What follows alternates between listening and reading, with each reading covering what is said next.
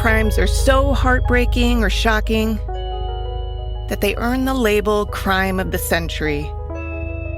But the stories that made headlines in decades past aren't necessarily remembered today. I'm Amber Hunt, a journalist and author, and in each episode of this show, I'll examine a case that's maybe lesser known today, but was huge when it happened. This is Crimes of the Centuries.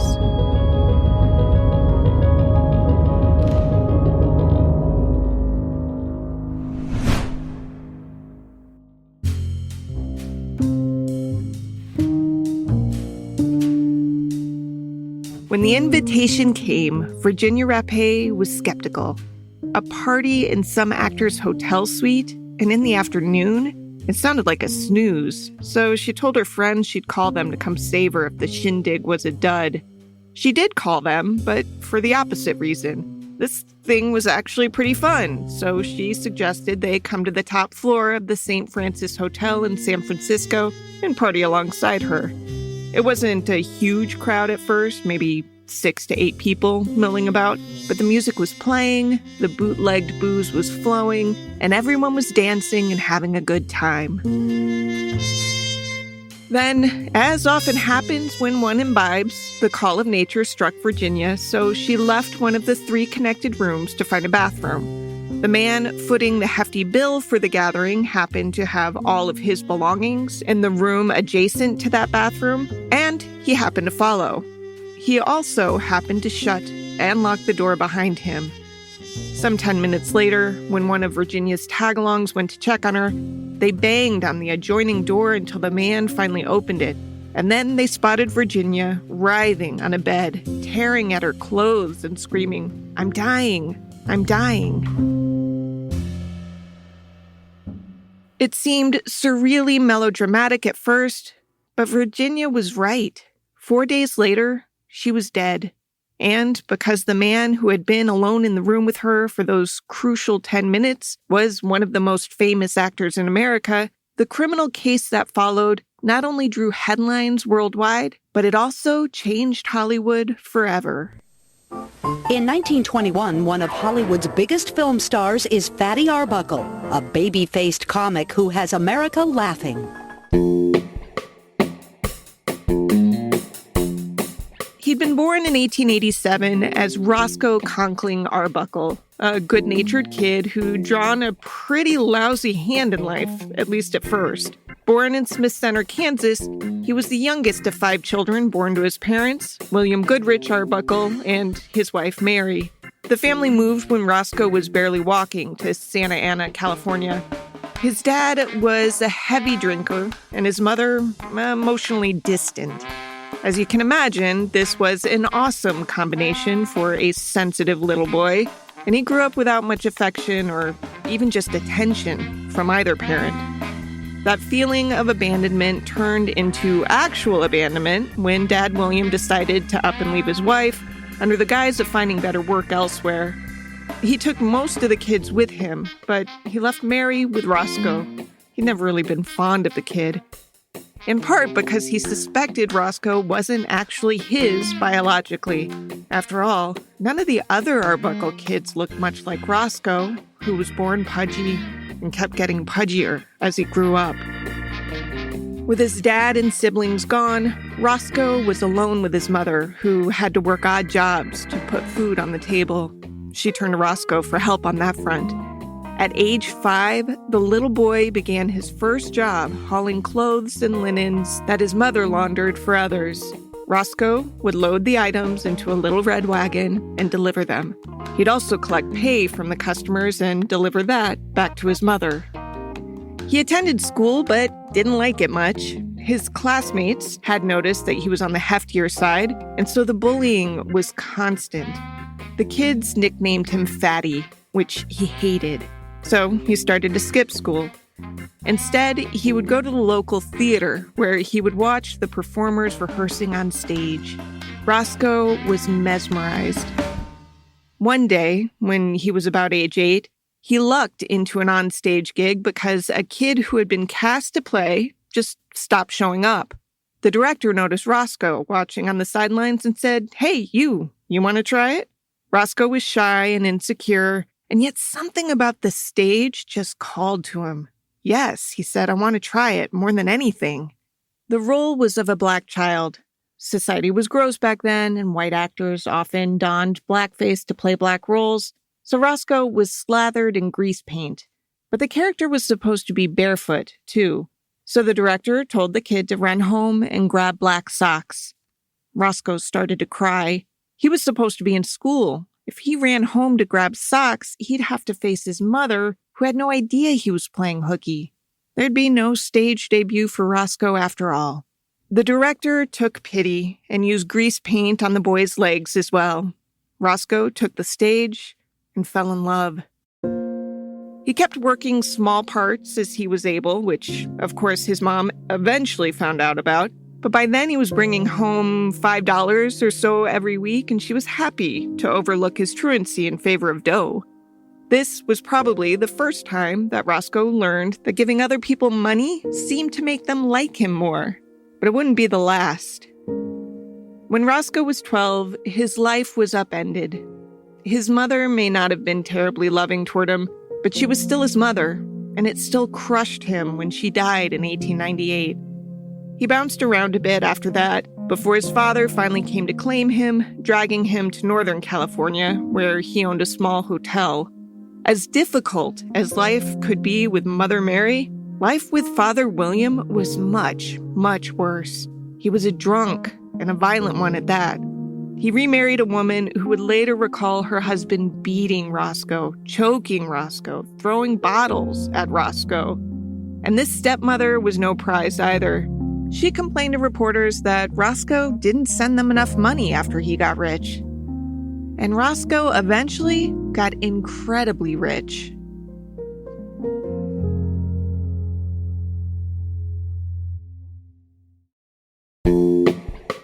Now, chances are you've heard of Fatty Arbuckle, at least peripherally. His name is routinely dropped into stories about Hollywood crimes and mysteries and excess. So you probably know that he was one of the world's top comedians back in his day. What you might not know is that he didn't start out particularly funny. He actually began as a singer. He had a beautiful, angelic singing voice. And his first major gig on stage was called Illustrated Songs, which essentially were precursors to music videos. A singer would belt out tunes on a stage, and while that was happening, a curated series of images would be projected from glass slides onto a screen behind him. Roscoe made decent money doing this, but it wasn't very fulfilling for him artistically. He wanted to create.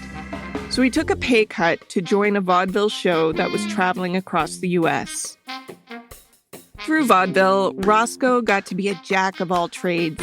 He sang, he acted, he cracked jokes, he played the foil. He was a great supporting player, especially because he could be surprisingly physical for a guy his size.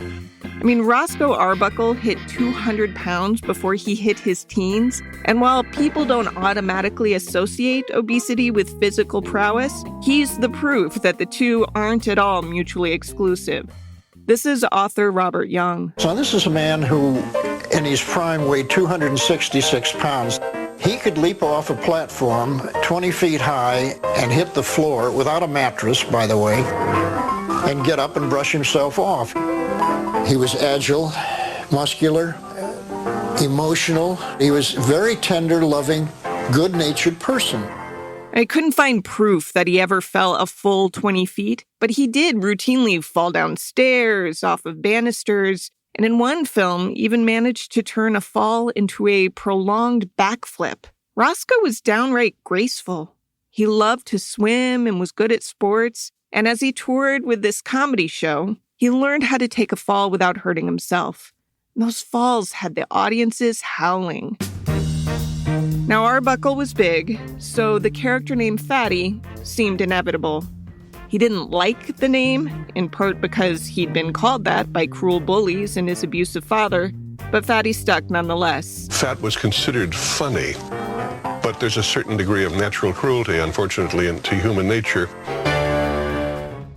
That was Tonight Show legend Steve Allen, who also composed the poorly reviewed Arbuckle musical called Fatty. Cruel nickname aside, Arbuckle saw a future in comedy, though at first he was pretty rough around the edges. He could pratfall like a master, but his timing was off and his jokes just weren't sharp. So he forced himself to study. He learned everything he could about the brand new business of filmmaking, focusing specifically on how comedy translated to the medium. For a guy who didn't like school much, he definitely loved learning. He even took apart a film camera and reassembled it just so he would know exactly how the thing worked. In 1906, he got another big break when he joined a vaudeville troupe organized by Australia-born comedian Leon Errol. With that troupe, Roscoe played mostly at the Orpheum Theater in Portland, Oregon, refining his comedy and his love life. He met a petite, pretty brunette actress named Minta Durfee, who initially rebuffed him. She actually told him to stop hitting on her because she didn't like fat men. But in her telling, she really was attracted to him, but didn't like how forward he had been when they first met on a train. Though they'd met completely by chance, it turned out that she was in the same vaudeville troupe, and the size disparity between the two actors made them an inherently funny duo. So they were often paired. After a few months, they began to take walks together on their breaks.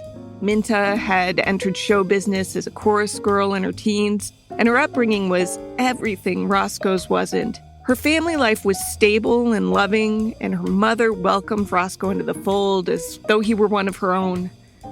Without that family support, Roscoe probably would have remained a bit player, but with the Durfees, things just clicked, both personally and professionally. On stage, Roscoe and Minta became crowd favorites. So much so that when they married in 1908, people bought tickets to attend as though it was part of a show. Remember how Kim Kardashian had that 5-minute made-for-TV marriage to Chris Humphries? It would have been the vaudeville equivalent of that, except it was a real wedding. The next year, Roscoe got his first break in moving pictures when he was hired by Selig Polyscope Company, founded in 1896 as one of the country's first motion picture companies, to perform a 2-reeler comedy called Ben's Kid. Each reel of film ran about 10 minutes, so a 2-reeler clocked in at around 20 minutes. His character on screen was usually that of an overgrown child getting into trouble, which in some ways wasn't a huge stretch. Roscoe definitely had a bit of overgrown child in him, which came out most when he was around his wife's family. And the nieces and nephews and neighborhood kids would play ball with him or tackle him, and he loved it. It was the childhood he never had. Author Andy Edmonds. I think people loved Roscoe Arbuckle because he captured the innocence that everybody wishes they kind of had. He was this big, dumb, goofy kid, and all this chaos happened around him. He was just this nice, lovable guy through it all. His success in pictures kept growing until he crossed paths with Mack Sennett, a Canadian-American performer who was set to completely revolutionize comedy with the Keystone Film Company. If you've ever heard the phrase Keystone Cops, Sennett's the guy to thank for it. The Keystone Cops was a troupe of sorts of goofy, bumbling, slapstick police officers who were hilariously inept at their jobs. They'd fall on their faces while running after criminals or get in giant car chases that Sennett sped up in editing. They looked ridiculous, too, wearing uniforms that didn't fit. The Mack Sennett Studios were filming these Keystone Cops, and they said, you're a perfect type to be a Keystone Cop because you're fat. None of these Keystone Cops are fat. This is author Stuart Oderman talking to a reporter. Sennett auditioned Fatty Arbuckle. He said, let me see what you can do. And Arbuckle did a few tumbles, and he said, report to my studio tomorrow. Roscoe was an immediate hit. He could wear such an earnest expression on his round face while running around, slipping and sliding. He and Charlie Chaplin were the breakouts. Roscoe was such a fan favorite, in fact, that legend has it a similarly rotund actress named Marie Dressler refused to act alongside him in a film called Tilly's Punctured Romance because she was worried she'd be upstaged. That film was the very first feature-length comedy produced in America, And Roscoe was forever ticked that he hadn't been part of it. Andy Edmonds again. He was the most popular comedian, the highest paid comedian. He was far more popular than Charlie Chaplin. Actually, that's up for debate. This is author Stuart Oderman talking to a reporter. In career terms, he was second to Charlie Chaplin in popularity. He was very popular with little children because of his size, because you never had a fat man as a comedian, but he was a fat man who was very agile, and he could roll under buses, and he was very graceful. Chaplin was wooed away from Keystone with the promise of bigger bucks at the end of 1914, leaving Roscoe as the company's biggest star. He didn't only play a bumbling cop. He often starred alongside Mabel Normand, one of the world's most famous actresses. Just like Roscoe's wife, Mabel was a petite featured brunette who was a perfect match for the heavy actor on screen, in that they looked so incredibly odd together. But their pairing was about more than that. Mabel, who is sometimes called the godmother of slapstick, had real comedy chops, serving as a mentor to both Arbuckle and Chaplin. Plus, she could pratfall with the best of them. Little by little, Roscoe's paychecks steadily increased to about $26,000 a year, which is some $340,000 in today's money. Not bad at all, but Roscoe wanted more. He was making Senate and others straight up millions, after all. He started getting more creative control as a writer and director, as well as star. Paramount swooped in and offered him the then unheard of deal of $1,000 per day plus 25% of profits, and that proved so lucrative that they upped the offer, guaranteeing $1 million a year for 3 years in exchange for 18 pictures. That's about $13 million a year today. He was the first movie star in America to receive a contract of $1 million a year, and this was signed in 1920. It was a 3-year contract, tax-free. Not surprisingly, he had no idea what to do with all this money. He'd always been fascinated by cars, so he bought several, including a customized 1919 Pierce Arrow soft top painted a deep purple that cost him some $36,000. This is a big, flashy car. It was made for a big, flashy man. This is from a video I found online that features Roscoe's refurbished car. It survives to this day. This car was custom built for Roscoe Fatty Arbuckle. You might not know that name, but in 1919, he was the highest paid movie performer in America, pulling in even more money than legends like Charlie Chaplin. Contrary to the rumors, the car did not have a toilet inside, but it did have plenty of places to hide Prohibition-era booze. It also had a pair of inlaid mahogany cabinets built into the back of the front seat. As Roscoe's star rose, his marriage foundered. Minta had been Roscoe's first love, and once they were married, they were together all the time, both at work and at home. Minta later would blame their struggles on just getting sick of each other. By the late 1910s, he and Minta were officially separated with a financial agreement and everything. It was, by the sound of things, as amicable as one could hope. Minta was paid $500 a week and lived near her family. Roscoe became the first actor to earn $1 million a year and lived the life of an insanely rich bachelor. A bachelor who really liked to party.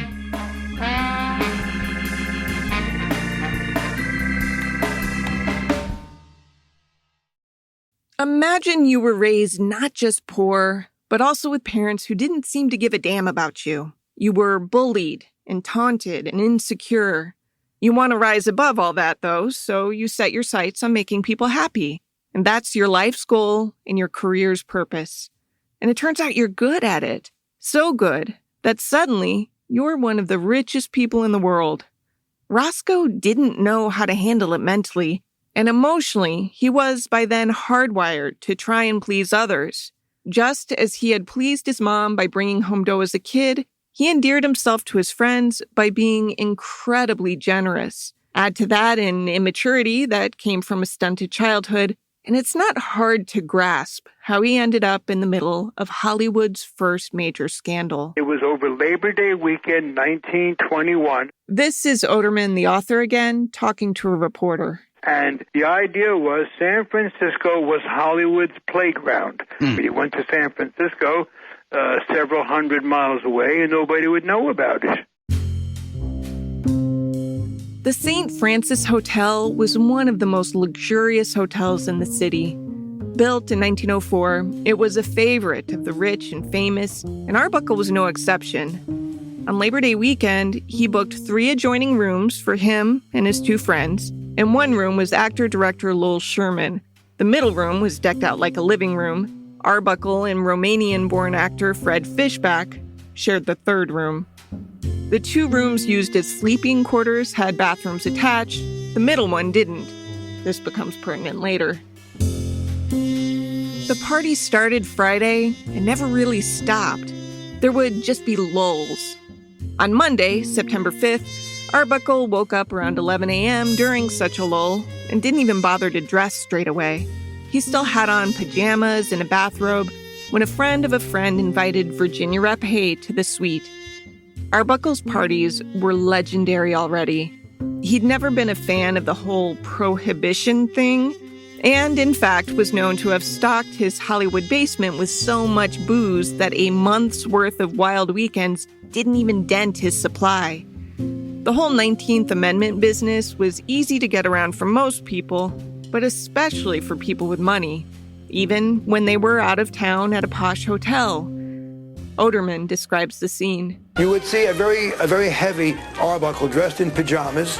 You had a table with food. You had a table with bootleg hooch because he went to a local bootlegger to get some liquor, and they sent out for records. And if anyone met a woman there that he liked, well, they would disappear into a room for an hour or 2 and come back and go to the party. By the 3rd day, everyone was totally sloshed. Virginia Rapé was beautiful and young-ish. She'd actually been fudging her age for years, so after this weekend, it would be widely reported that she died at age 25. In reality, she was 30. That fact will probably be lost to history because even her tombstone lists her birth year as 1895. But the well-researched book Room 1219, The Life of Fatty Arbuckle by Greg Merritt clarifies that in reality, she was born July 7th, 1891 in Chicago, not as Virginia Rapé, but as the more pedestrian-sounding Virginia Rapp. Like Roscoe, Virginia had a childhood marked by tragedy. She was born to an unwed mother and never knew her father. In fact, for much of her youth, she thought that her mom, Mabel Rapp, was her older sister. It's unclear who fathered her, though there would later be some rampant speculation. A wire story I found in Iowa's Sioux City Journal on September 20th, 1921, was headlined, "Miss Rapé, daughter of English nobleman, said to have jilted her mother during gay days of Chicago World's Fair." The story, citing a woman named Mrs. Rafferty, who said she was once a nurse and a friend of Virginia's grandmother, read, quote, "Because of the Englishman, Mabel Rapp, noted for her beauty, broke her engagement with the son of a noted Chicago family, trusting in the promises of the Englishman that he would marry her," end quote. Who knows if that's true, but I did find a Chicago Tribune story in 1893 that describes some sort of weird love triangle resulting in Mabel being shot by a woman jealous over a guy called Joseph Culbertson. Mabel survived the flesh wound. Mabel, the mother/sister, died when Virginia was around 11, so the girl was shipped to her relatives to be raised. I mean, she was a cute little girl on pace to become a stunning young woman. So around age 14, she started working as a commercial and art model. It sounds like she was fairly troubled, though, too. That Mrs. Rafferty source from the Englishman story appears in Merritt's book because she eventually testified in a deposition that, as a midwife, she had assisted in at least 4 abortions performed on Virginia between 1908 and 1910. And character maligning aside, this becomes relevant later. Whatever her rocky start, Virginia sounds pretty forward-thinking on the whole. And this was a woman who made a pact with her 2 sisters to never get married. Her sisters broke their vows eventually, and Virginia herself got engaged a few times, but she never did get hitched. It seems she wasn't keen on relying on a man to make her way, And she had what we would recognize today as an entrepreneurial spirit. Aside from modeling, she designed her own clothes for a spell and was pretty savvy about generating publicity for her handiwork. She also started acting bit roles in small movies, which is how she first crossed paths with Roscoe Arbuckle in the mid-1910s. Her longest-lasting relationship was with director Henry Lehrman, who had worked with Arbuckle on some of the star's early movies.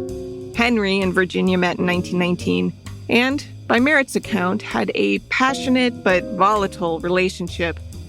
There's debate over whether they were really engaged at the time of Virginia's death, or if Henry embellished things afterward, but it's clear at least that Virginia loved the guy because she talked about him in her dying days. So, what happened to lead to those dying days? And the story has been muddied and mistold over the past century, 100 years this Labor Day, in fact. But here's what we know what happened after Virginia Rapé arrived at Arbuckle's suite that afternoon. Quick heads up that the next section includes details of an alleged sexual assault. After drinking several orange blossoms, a mix of gin, orange juice, and sweet vermouth, Virginia had to go to the bathroom. She left the common room part of the 3-room suite and tried to get into one of the 2 bathrooms, but a friend she had brought to the party, a woman named Bambina Maud Delmont, was occupying it with Sherman. Virginia left that bedroom, walked across the common room, and entered room 1219, the second bedroom, which had a bathroom. It's not clear if Roscoe saw her enter. It's hard to imagine he didn't, since there weren't many people there at that point. But either way, he followed her, shutting and locking the door behind him. The next time any of the other guests saw Virginia, she was writhing in pain. It seems everyone assumed Virginia had imbibed too heartily. She was ripping at her clothes, which turned out was something she was known to do while drinking. We all have weird, only when I'm drunk habits, I guess. And moaning that she was dying. Actor Fred Fishback got a cold bath ready for her and put her in it, then carried her back to the bed. Delmont supposedly rubbed her down with ice. Roscoe might or might not have made a crude joke with said ice, something along the lines of touching it to her vagina and saying, "That ought to make her come too," which would translate as awfully crass through the prism of her death a few days later. He also at some point told someone, "Oh, shut up or I'll throw you out the window," though it's unclear if he was saying that to the dying woman or to Delmont, who had tried to kick him out of his own hotel room while she attended Virginia. Arbuckle then rented Virginia a hotel room down the hall and helped carry her there so hotel physicians could check on her. Thus began a series of bad choices that likely cost Virginia her life. Instead of taking Virginia to a hospital, she was kept in room 1227 for 3 days, attended to by 2 staff physicians. Like the party guests, they thought she'd just had too much to drink, so they quieted her with morphine. At some point, upon realizing that she still hadn't peed, and so it'd been some 15 hours since she last urinated, they catheterized her. She had blood in her urine at that point, but she still wasn't shipped to a hospital. When the morphine wore off, the agony resumed, and finally, Delmont called in an outside doctor named Melvin Rumwell. He was at least the 3rd doctor to diagnose her with alcohol poisoning. On Thursday, September 8th, so 3 days after the party, she wasn't any better. Arbuckle was long gone, not for any known nefarious reason. Everyone had left. They all thought she had just had too much to drink and was having a bad reaction to it. So they partied and danced the rest of Monday, and then they returned home without giving it much thought. Never did it occur to anyone she might be dying. At this point, Dr. Rumwell thought maybe Virginia had a kidney infection and possibly a venereal disease to boot. He had her transferred not to a hospital, but to a sanitarium, which was only 6 blocks from the hotel, so probably seemed the best choice. Rumwell had staff privileges there, and the doctor who ran it specialized in OB/GYN matters. It was an understandable choice, but it might have been the final nail in Virginia's coffin. She slipped into a coma on September 9th and died that afternoon. When Arbuckle learned of her fate, he was floored and immediately sensitive to what the press might report. He had just signed a new $1 million a year contract with Paramount. He told a couple of reporters that Virginia had been at his party drinking and then suddenly became hysterical. At no point was I alone in a room with her, he lied. Now, why he lied, we'll never know. Was it a knee-jerk response that he never thought would come back to bite him? Was it because something untoward had happened behind those closed doors that he didn't want to cop to? Or was it something even more sinister? Regardless, when you lie to the police, especially police investigating a death, they tend to think your reason for lying isn't innocent. After Virginia died, Rumwell performed an autopsy that technically was illegal. This is Judge George Chopelas of the San Francisco Municipal Court speaking to Court TV. They performed an autopsy without obtaining the permission from the San Francisco coroner. Now, this was illegal. There was talk that the reason that they did this was to cover up an illegal abortion. As in, an illegal abortion they themselves just performed. There's no evidence supporting that Virginia had been pregnant when she died, but the unorthodox autopsy certainly fed the conspiracy theories, especially because Rumwell removed Virginia's organs and had potentially destroyed crucial evidence. What's agreed upon is that her bladder had ruptured and blood had filled her abdominal cavity. The ruptured bladder had been left to fester, causing severe peritonitis or an infection in the lining of her abdominal wall. What's not agreed upon is what caused the rupture in the first place.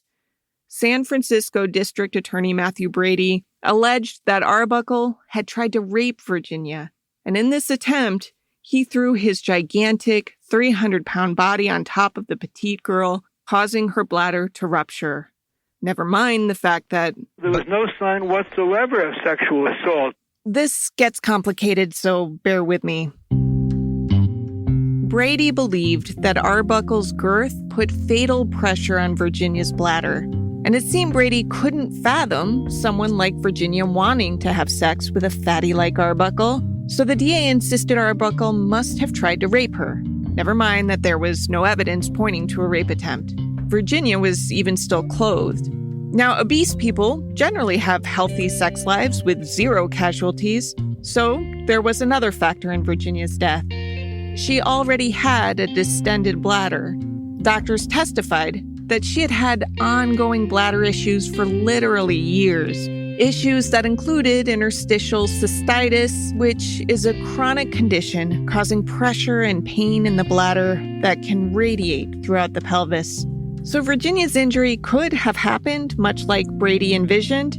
Arbuckle's weight maybe was too much for a swollen bladder, but that could have happened from consensual contact, too.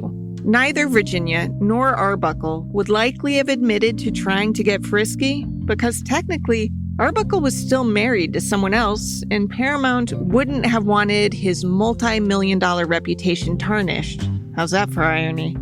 Also, Virginia still loved Henry Learman, and one of the few things Virginia's known to have said in her last days was, "Please don't tell Henry." Regardless of what really happened, Brady's belief was that though Arbuckle didn't set out to kill Virginia, his massive weight caused her death anyway. So the DA charged the star with murder, not manslaughter, because he believed Virginia died from thwarting off a rapist. The press, of course, had a field day with the story. He was hung out to dry by the newspapers. The newspapers made a fortune off him. This is Ben Modell, a silent film historian. Because as soon as the press got wind of all this, there were these huge blaring headlines and articles before a lot of facts could be gotten. In order to have a story, things were either doctored or made up or just speculated on. And there was the image of the fat man and the innocent little girl.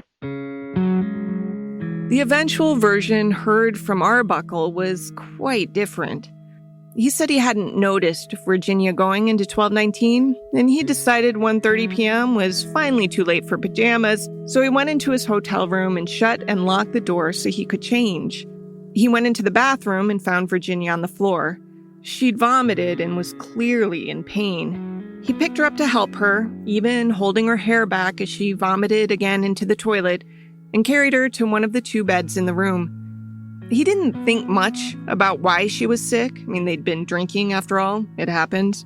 So he used the bathroom and, a few minutes later, came back into the room and found Virginia on the floor, apparently having fallen from the bed. She was holding her abdomen and moaning.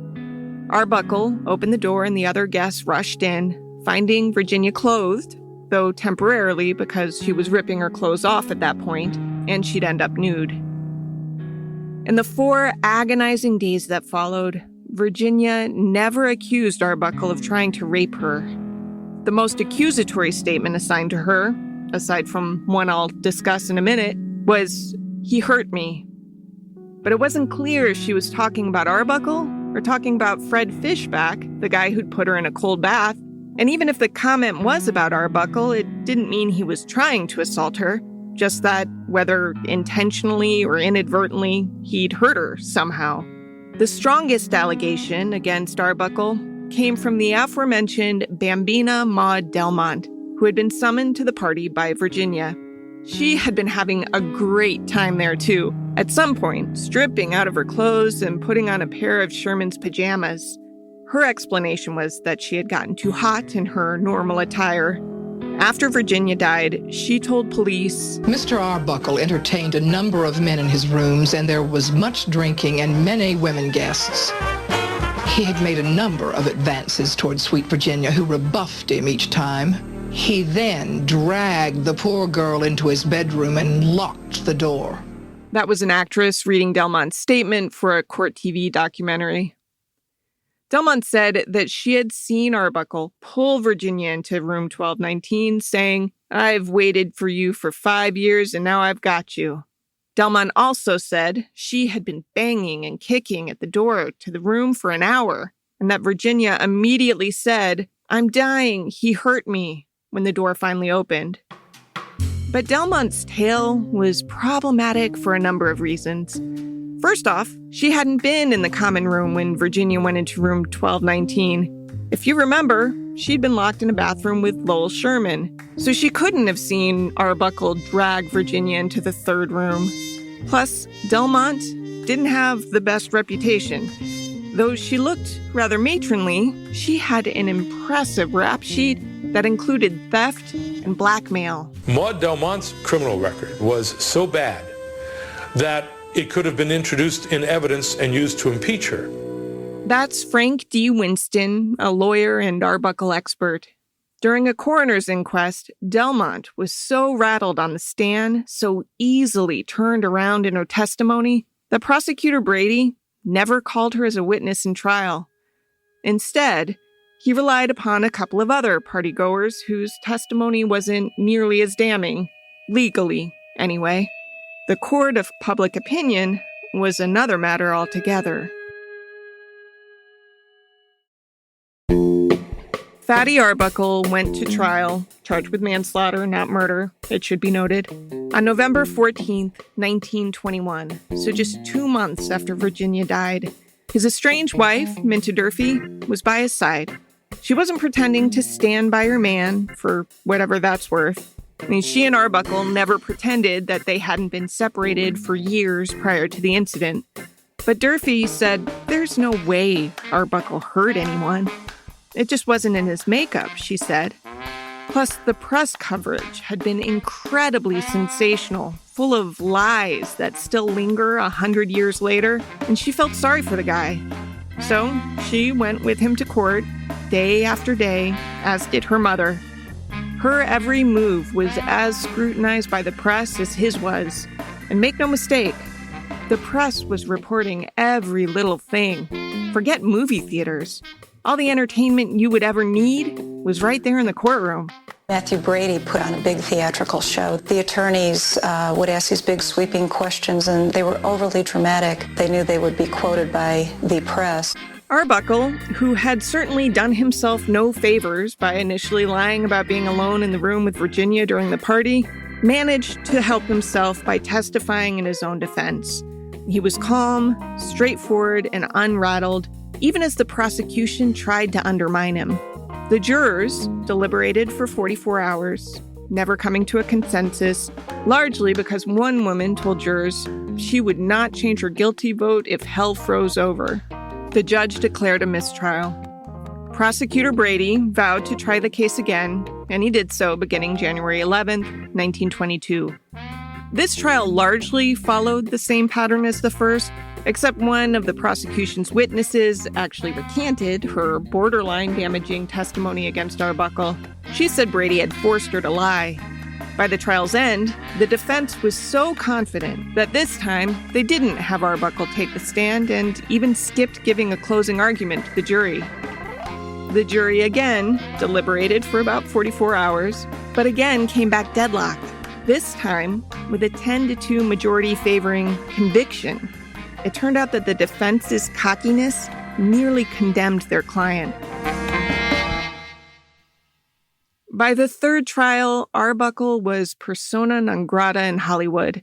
His films had been banned, and the nationwide coverage of his parties, often labeled orgies, whether deserved or not, had absolutely destroyed his reputation. In the third trial, the prosecution called a witness that could have potentially been the most damning to Arbuckle yet. A nurse who had treated Virginia came forward and said that Rapé told her Arbuckle had pushed her onto a bed and put his weight on her. Arbuckle again took the stand and denied this. His testimony was steady and seemed heartfelt. His lawyers also changed tack this time around, entering in as much unflattering testimony about Virginia as the judge would allow. Law professor Gary Uhlman. It was not really until the third trial that the defense decided to pull out the stops in terms of actually attacking the character of the victim. Hints of abortion, venereal disease, even possible sex work tarnished the image of the young woman who had for so long been painted an ethereal, innocent victim. This time, the jury wasn't mixed. From Court TV. Third trial, the jury came in with an acquittal after minutes of deliberation. That wasn't enough for this jury. What they said was acquittal is not good enough for Fatty Arbuckle. And they indicated that there was never any evidence of any criminal act. Very unusual for a jury to ever come back and make a public statement like that following a decision of acquittal. Arbuckle had hoped that this was the end of it, but cancel culture existed long before Twitter. Arbuckle's movies were often protested if a theater dared play them.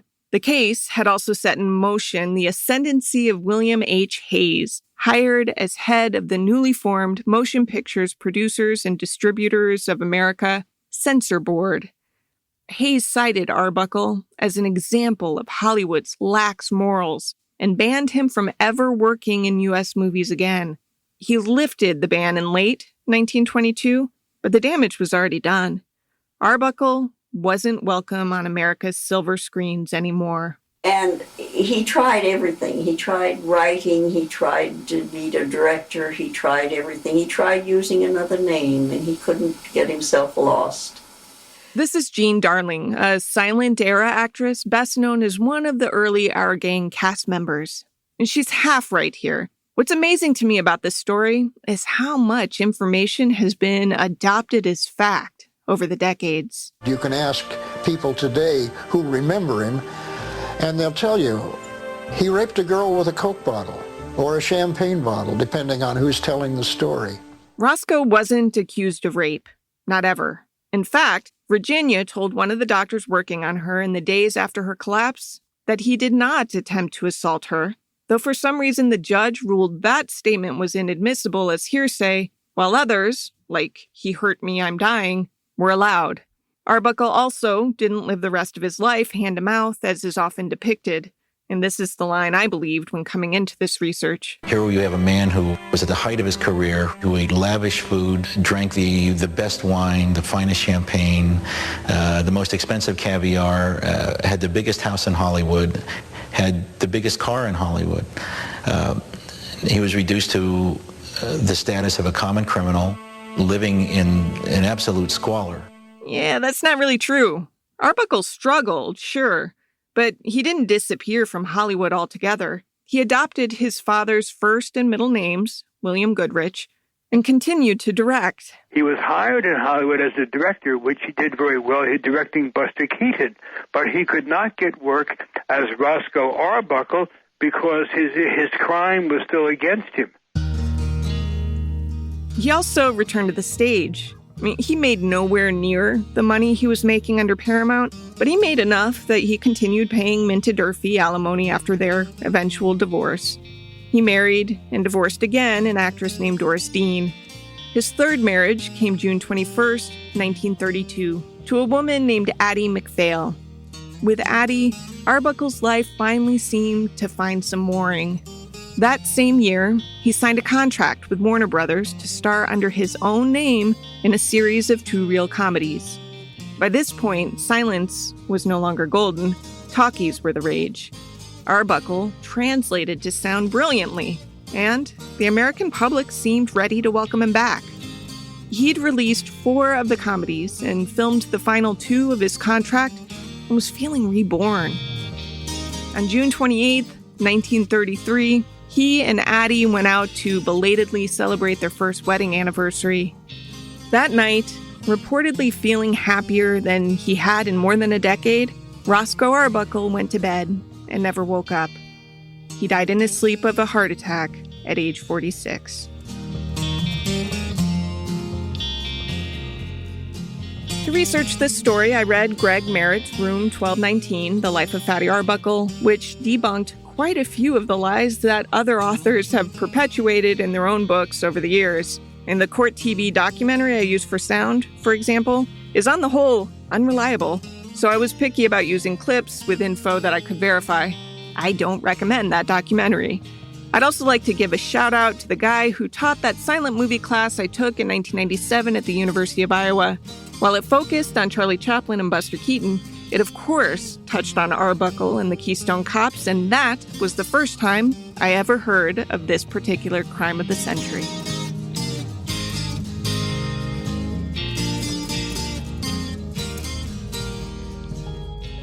Crimes of the Centuries is a production of the Obsessed Network. To learn more about its shows, go to obsessednetwork.com. This case was researched by me, Amber Hunt, and produced by Garrett Tiedemann.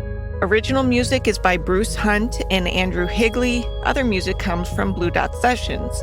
If you like us, help us out by rating and reviewing us on Apple Podcasts. For more information or to recommend a case, go to centuriespod.com. On Instagram and Twitter, we're at CenturiesPod. And check out the Crimes of the Centuries podcast Facebook page.